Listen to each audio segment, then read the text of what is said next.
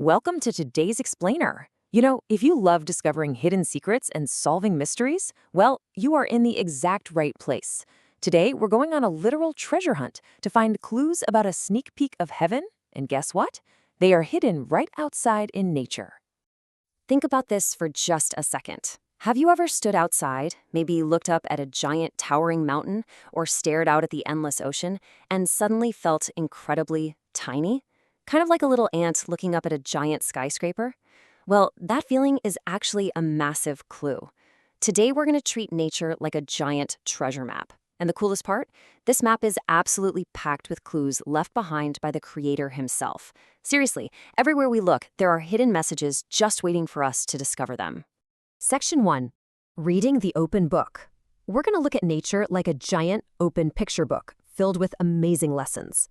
Okay, let's dive into this with our first massive clue from this open book. It's a quote from Nehemiah chapter 9, verse 6. It says, "Thou, even thou, art Lord alone. Thou hast made heaven, the heaven of heavens, the earth, and all things that are therein." So this right here is basically the ground rule for our treasure hunt. The creator is responsible for literally every single thing we see around us.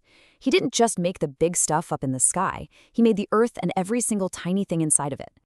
Section 2. From mountains to tiny leaves. To really read this open book the right way, we're going to do a little zooming exercise. You ready? Let's zoom. First up, picture the biggest things you can possibly imagine. Our text talks about massive cleft rocks and the valley's awful grandeur. Now wait, when it says awful grandeur, it doesn't mean awful like a bad grade on a test. It means something so huge and impressive that it completely fills you with awe. Think of a canyon dropping down way further than you can even see, or giant cracked boulders literally the size of skyscrapers. Looking at these massive formations shows us the immense, unbeatable power of the creator. I mean, it takes some serious strength to carve out a valley, right? Now tilt your head straight up. We've got towering mountains that look like they're touching the very heavens. Have you ever seen a mountain so tall that the clouds are just resting right there in the middle of it, totally hiding the peak?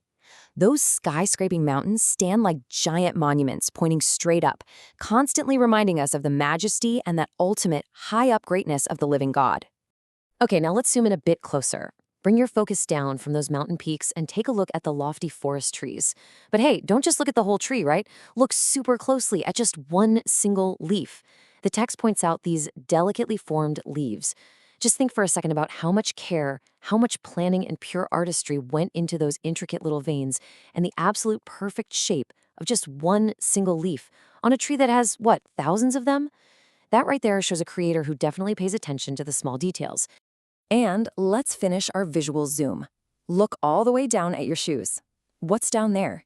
Tiny spires of grass and little opening flower buds. And honestly, here is the mind-blowing part. The exact same God who had the power to push those giant mountains up into the sky is the exact same God who crafted those tiny, fragile little blades of grass sitting right in your own backyard. It's wild. Every single living thing, from the biggest boulder to the tiniest bud, points our minds right back to the great and living God. Section 3, Big Questions About God. So we've zoomed way out to the mountains and we've zoomed all the way into the grass. But now we kind of have to ask ourselves, what do we actually do with all this information? When we see all these incredible, perfectly designed things out in nature, how is it supposed to make us feel? Now, what's really interesting about this slide is how studying nature actually changes us on the inside. When our minds expand to understand this stuff, we don't just get smarter, our hearts literally change. We get filled with reverence and awe, which basically just means a super deep respect. We're filled with love and faith. We realize, wow, we can trust and depend completely on the one who gives us all these good things. And most importantly, reading this book of nature makes us super hungry to know even more about God.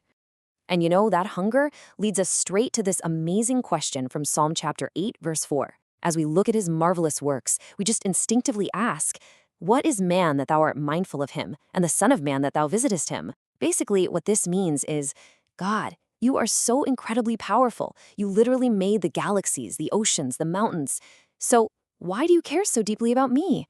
It is totally mind-blowing to realize that the master artist who designed the entire universe actually knows your name and loves you.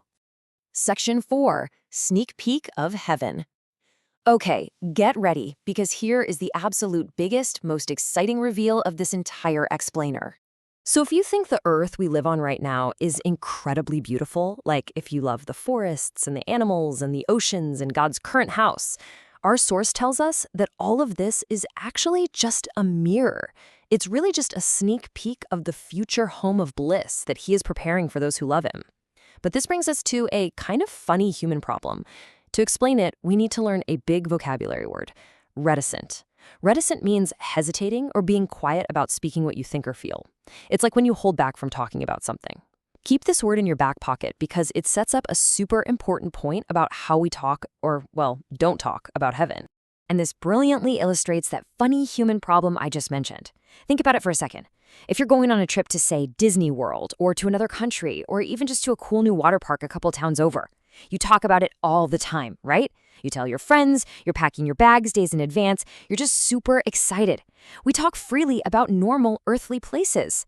But the text asks, why on earth are we so reticent, so quiet about our heavenly country? Heaven is going to be infinitely better than literally any vacation spot on earth. And yet, we barely talk about it. We really should be thinking and talking about this far better country all the time.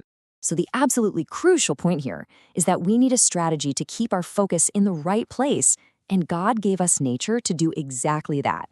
Let's look at these 3 steps.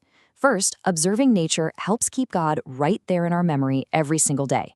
Second, it lifts our hearts from everyday sensual things. And hey, by sensual here, the text just means regular, everyday stuff we experience with our 5 senses. Like our phones, our video games, or what we're having for dinner. And third, nature binds our hearts in love and gratitude to our Creator. It literally redirects our attention away from the boring everyday stuff, right back to the amazing God who made us. Which brings us to our final question for you to really think about today. We just learned that all those majestic mountains, the super deep valleys, the lofty trees, and even the tiny blades of grass are just a reflection. They are just a mirror of our future home. So if God made the mirror this incredibly beautiful, what do you think the actual heavenly country is going to look like? Just imagine the colors, the crazy new animals, and the adventures waiting for us up there. So keep exploring that open book of nature outside and let it remind you every single day of the amazing heavenly home being prepared just for you. Thanks for hanging out with me on this explainer, and I will catch you on the next treasure hunt.